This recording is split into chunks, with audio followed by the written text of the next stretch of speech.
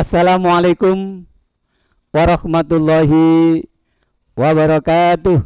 Waalaikumsalam warahmatullahi wabarakatuh. Bismillahirrahmanirrahim.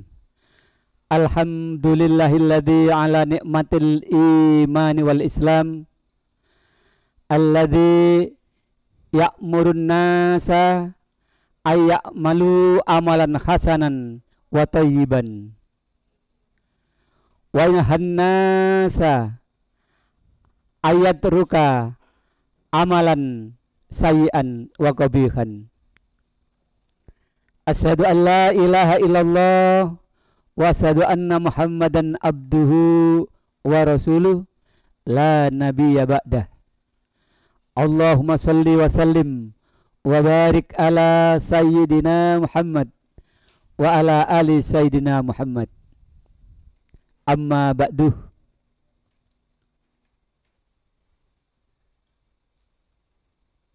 Para pemirsa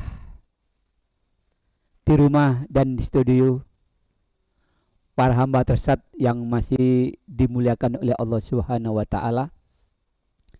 Pada kesempatan di akhir hari ini kita akan menjalankan buka puasa ini. Pertama-tama marilah kita bersyukur kepada Allah dengan ucapan alhamdulillahirabbil alamin, yang mana di sore hari ini, di petang hari ini kita masih mendapatkan hidayah, petunjuk dari Allah, sehingga kita mampu menjalankan perintah-perintahnya yang berupa puasa di bulan suci Ramadan. Mudah-mudahan puasa kita yang kita kerjakan hari ini bisa diterima oleh Allah Subhanahu wa taala.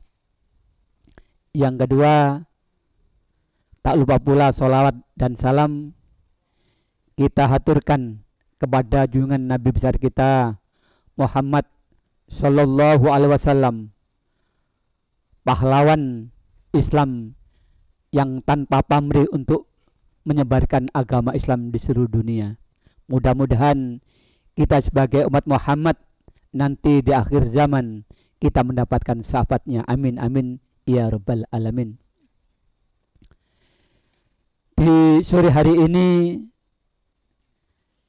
saya akan mengetengahkan yaitu suatu hadis dari kitab Bulughul Maram, yang mana hadis ini akan menerangkan tentang hal-hal yang menghilangkan, yang menghapus dari pahala puasa kita. Di sini ada hadis Nabi, akan saya bacakan. A'udzubillahi minasyaitonirrajim. Bismillahirrahmanirrahim. An Abi Ayyub al-Ansari radhiyallahu an ta'ala, ana Rasulullah sallallahu alaihi wasallam qala khamsat asya'a tuhbitu sauma ayutun bilu thawabahu al-kadibu wal ghibatu wan namimatu wal yaminul gumus wan nadru bis sahwati. Rawahu Bukhari wa Muslim. Dari hadis yang saya baca tadi dari Abi Ayyub al-Ansari radhiyallahu, bahwa Rasulullah sallallahu alaihi wasallam, anna Rasulullah sallallahu alaihi wasallam qala khamsata asya'a tuhbitu sauma au tubdiru thawabahu. Ada 5 hal yang bisa menghapus atau yang bisa menghilangkan pahala puasa. Yang pertama al-kadibu, yaitu dusta. Maka dari itu pemirsa MKTV, hamba tersat yang dirahmati oleh Allah, hati-hati dalam kehidupan kita di saat kita menjalankan ibadah puasa. kita harus bisa menghindari perkataan dusta pada waktu kita menjalankan puasa.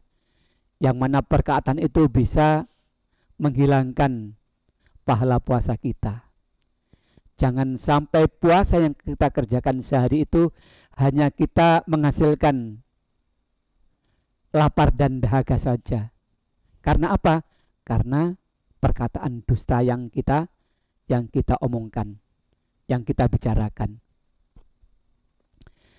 Perkataan dusta juga merupakan salah satu dari tanda-tanda orang munafik. Makanya Nabi Muhammad SAW bersabda, ayatul munafiki salatun. Jadi tanda-tanda orang munafik itu ada 3. Salah satunya adalah idza hadasa kadzaba. Apabila berkata maka berdusta. Jadi dusta di sini dalam kitab Bulughul Maram adalah perilaku yang tidak sesuai dengan bukti kebenaran. Jadi perilaku yang tidak sesuai dengan kenyataan yang ada. Sebetulnya kata-kata A diomongkan B. Ini kan dusta. Ini dalam kehidupan kita seolah seperti biasa. Seperti hal yang minim, tapi bisa menghilangkan pahala puasa kita. Makanya Allah sendiri dalam salah satu ayat Al-Quran, Allah mengatakan innal munafikina fi darkil asfali minan nari. Sesungguhnya orang-orang munafik, katanya Allah, akan ditempatkan di suatu tempat di neraka yang paling bawah sendiri, yang dinamakan neraka jahanam.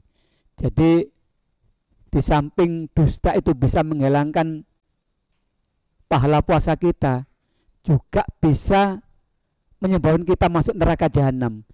Kalau kita masuk neraka jahanam, kita tidak akan bisa masuk ke surga. Salah satunya adalah orang munafik. Makanya di neraka itu ada 7 sab. Kita akan dimasukkan oleh Allah sab yang paling bawah, keraknya neraka. Orang yang sudah masuk ke neraka jahanam, keraknya neraka, tidak akan bisa masuk ke surga. Itu yang dialami oleh orang munafik kalau berkata dusta. Itu yang pertama. Jadi yang bisa menghilangkan pahala puasa kita adalah al-kadzibu, yaitu dusta. Yang kedua al-ghibah. Apa ghibah itu? Ghibah kalau dalam hadis di Bulughul Maram ini adalah membicarakan keburukan atau aib orang yang tidak di samping kita. Kita berbicara kejelekan orang itu, tapi orang itu tidak ada di samping kita, tidak ada di sekitar kita. Ini namanya ghibah. Itu ghibah itu perbuatan dolim, ya. Jadi kita mendolimi orang. Dalam Al-Quran diibaratkan seperti memakan bangkai saudara sendiri. Jadi kita berbuat ghibah, membicarakan aib atau kejelekan orang, itu sama halnya kita memakan bangkai orang yang kita bicarakan tadi. Coba itu buka sampean dalam surat Al-Hujurat itu, ya. Ayat 12, tolong sampean baca itu. Ya ayyuhalladzina amanu tanibu kasyiram minad-don. Inna ba'dod doni ismu wala tajassasu wala taktab ba'dukum ba'do. Ayyuhibbu ahadukum ayyakula lahma akhihi maita fakaroh tumu. Wataquwah innallaha tawwabur rahim. Ya, dibaca Wahai artinya. orang-orang yang beriman, jauhilah banyak dari prasangka. Sesungguhnya sebagian prasangka itu dosa. Stop. Ya. Makanya ini seperti yang saya terangkan di episode yang lalu. Ini ayat dimulai dengan kalimat ya ayyuhalladzina amanu, ya kan, wahai orang-orang yang beriman, iztanibu katsiran minadh-dhonni, jauhilah kebanyakan dari prasangka. Kita menjauhi sesuatu prasangka itu sangat berat sekali kalau kita tidak beriman kepada Allah. Ini merupakan perintah yang disuruh oleh Allah meninggalkan. Istanibu, jauhilah sebagian dari prasangka. Karena apa? Karena prasangka itu dosa. Ya. Prasangka ada dua. Ada prasangka baik, ada prasangka buruk. Yang berdosa itu ada prasangka yang tidak baik. Kebanyakan orang itu kalau berprasangka pasti nggak baik. Wah, arek iki paling arek sing sering nyolongan itu. Itu kan prasangka kita. Nggak boleh itu. Wah, arek kita kuat hati iki biasanya ngutilan arek iki, ya itu. Itu kan prasangka. Prasangka yang tidak baik, berdosa. Kalau bisa prasangka itu yang baik. Wah, arek iki arek apik iki. Itu perlu dikancani. Nah, gitu. Jadi prasangka. Inna ba'dadoni ismun. Jadi sebagian dari prasangka itu dosa. Sampai lanjut terjemahnya. Dan janganlah kamu mencari kesalahan orang lain. Nah, itu. Dan janganlah kamu mencari kesalahan orang lain. Namanya ghibah di situ, mencari kesalahan orang lain. Jangan mencari kesalahan. Kalau sudah dapat kesalahan orang lain, diomong-omongkan. Iku lho, ngene. Wis gak bener arek iku ngene ya.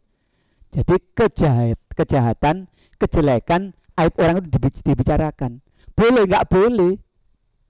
Ya itu. Ini namanya ghibah, tidak boleh. Jadi mengomongkan atau menceritakan aib orang di orang lain tanpa ada orang itu. Kalau ada orangnya nggak jadi masalah. Sama dengan kita apa? Meluruskan.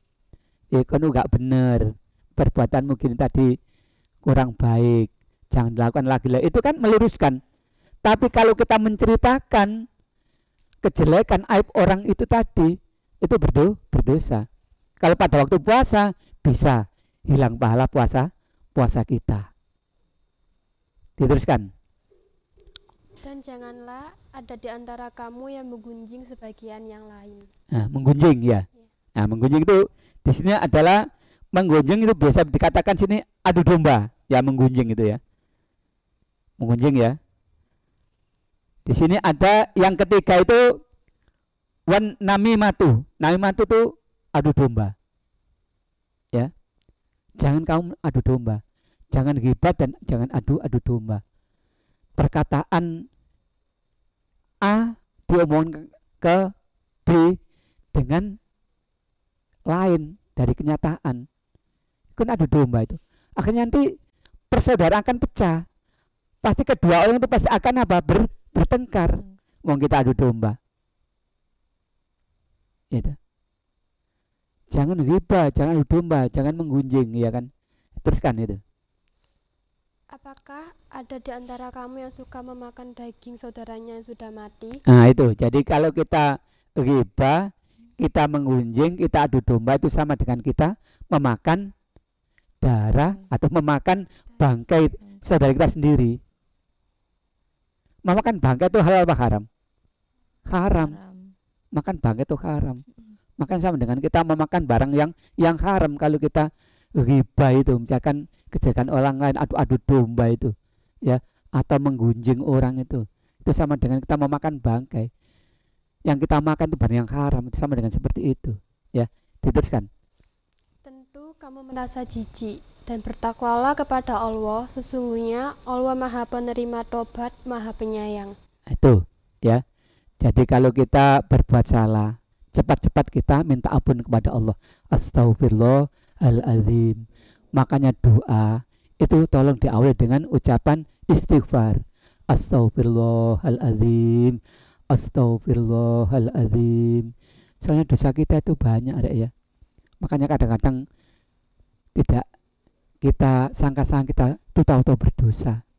Omongnya kita bicarakan tadi omongan jelek kan gitu kan ya. Sebab manusia itu kan banyak dosanya, ya kan? Manusia tempat dosa, tempat salah dan dosa manusia itu. Makanya sering-sering istighfar. Sesungguhnya Allah itu Maha pengampun. Allah itu. Kalau kamu minta ampun sama Allah, pasti diampuni. Lain kalau kita dosa sama orang. Kalau kita dosa sama orang, kita minta ampun sama Allah, nggak akan bisa hilang dosa kita di orang tadi.